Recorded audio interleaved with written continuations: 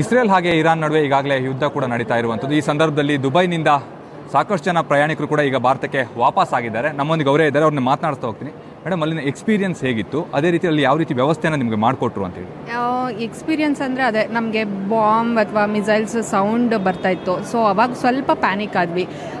ಅದು ಬಿಟ್ಟರೆ ಅಂದರೆ ಸೈರನ್ಸ್ ಎಲ್ಲ ಸ್ಟಾರ್ಟ್ ಆಗ್ತಿತ್ತಲ್ವ ಮೊಬೈಲಲ್ಲಿ, ಅಥವಾ ಅಲಾರಾಮ್ಸ್ ಬರ್ತಾಯಿತ್ತು. So back to back like 5 minutes once alarm ಇದಾಗ್ತಾಯಿತ್ತು. ಸೊ ಅವಾಗ ನಮಗೆ ಸ್ವಲ್ಪ ಜಾಸ್ತಿ ಪ್ಯಾನಿಕ್ ಆದ್ವಿ.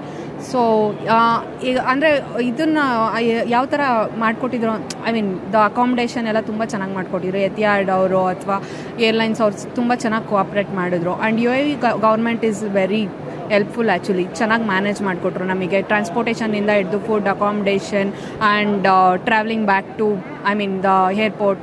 Everything was very well managed and the airport staffs were very good actually. ತುಂಬ ಚೆನ್ನಾಗಿ ವೆಲ್ ಮೇಂಟೈನ್ಡ್ ಆ್ಯಕ್ಚುಲಿ.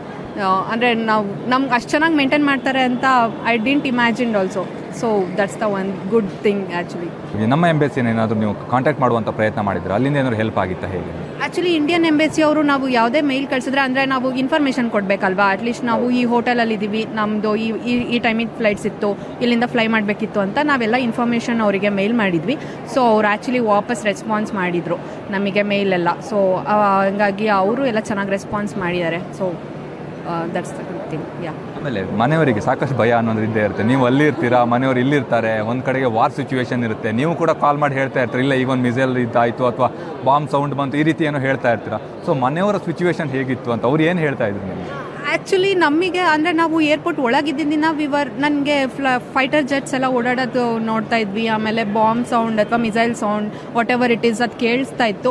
ಅಂದರೆ ನಮಗೆ ಈಚೆ ಕಡೆ ನಾವು ನೋಡ್ತಾ ಇರಲಿಲ್ಲಲ್ವ, ನಾವು ನ್ಯೂಸೇ ನೋಡ್ತಾ ಇದ್ದಿದ್ದು. ನಮಗೆ ಆ್ಯಕ್ಚುಲಿ ಪ್ಯಾನಿಕ್, ನಾವು ಅಷ್ಟೊಂದೇನು ಪ್ಯಾನಿಕ್ ಆಗಿರಲಿಲ್ಲ.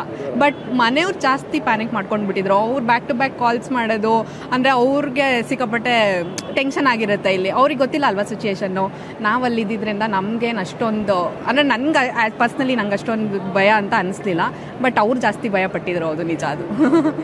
ಅದು ಲಾಸ್ಟ್ ಈಗ ನೀವು ಬಂದಿದ್ದೀರಾ, ಬೆಂಗಳೂರು ಬಂದಿದ್ದೀರಾ, ಅದು ಅಲ್ಲಿಂದ ಬಾರ್ಡರ್ ಕ್ರಾಸ್ ಆಗ್ತೀವಿ ಅನ್ನೋದೇ ಒಂದು ದೊಡ್ಡ ವಿಚಾರ ಆಗಿರುತ್ತೆ ಈ ಸಂದರ್ಭದಲ್ಲಿ. ಇದು ಹೇಗೆ ಅನಿಸ್ತಾ ಇದೆ? ನಾನು ಆ್ಯಕ್ಚುಲಿ ಫ್ಲೈಟ್ ಮ್ಯಾಪ್ ನೋಡ್ತಾನೆ ಇದ್ದೆ. ಬಾರ್ಡರ್ ಕ್ರಾಸ್ ಆಗೋವರೆಗೂ ಬಾರ್ಡರ್ ಕ್ರಾಸ್ ಆಗ್ತಿದ್ದಂಗೆ ಓ ಗಾಡ್, ನಾನು ಫೈನಲಿ ರೀಚ್ ಆಗ್ತೀನಿ ಅಂತ ನಂಬಿಕೆ ಬಂದ್ಬಿಡ್ತು. ಆಮೇಲೆ ಇವತ್ತು ಟೇಕ್ ಆಫ್ ಆಗಬೇಕಾದ್ರೂ 1 hour I think 1 hour delay ಆಯಿತು. ಸೊ ನಮ್ಗೆ ಇವತ್ತು ಟೇಕ್ ಆಫ್ ಆಗುತ್ತೆ ಅನ್ನೋ ಐಡಿಯಾನೂ ಇರಲಿಲ್ಲ ನಮಗೆ.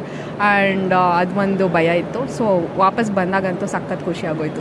ಇದು ಮರಳಿ ಬಂದಂಥವರ ಮಾತು. ಅಂದರೆ ವಾಪಸ್ ಬಂದಿರುವಂಥ ಸಾಕಷ್ಟು ಖುಷಿಯಾದಂಥ ಒಂದು ವಿಚಾರ. ಅದೇ ರೀತಿಯಲ್ಲಿ ಕುಟುಂಬಸ್ಥರು ಸಾಕಷ್ಟು ಭಯ ಪಟ್ಟಿದ್ರು, ಆದರೆ ಈಗ ಯಾವುದೇ ರೀತಿಯ ಆತಂಕ ಇಲ್ಲ ಅನ್ನುವಂಥ ಒಂದು ವಿಚಾರವನ್ನು ಕೂಡ ಹೇಳಿದ್ರು. ಕ್ಯಾಮ್ರಾ ಪರ್ಸನ್ ಯುಗೇಂದರ್ ಜೊತೆ ಪ್ರಜ್ವಲ್ ನಿಟ್ಟೂರ್, ಏಷ್ಯಾನೆಟ್ ಸುವರ್ಣ ನ್ಯೂಸ್, ಬೆಂಗಳೂರು.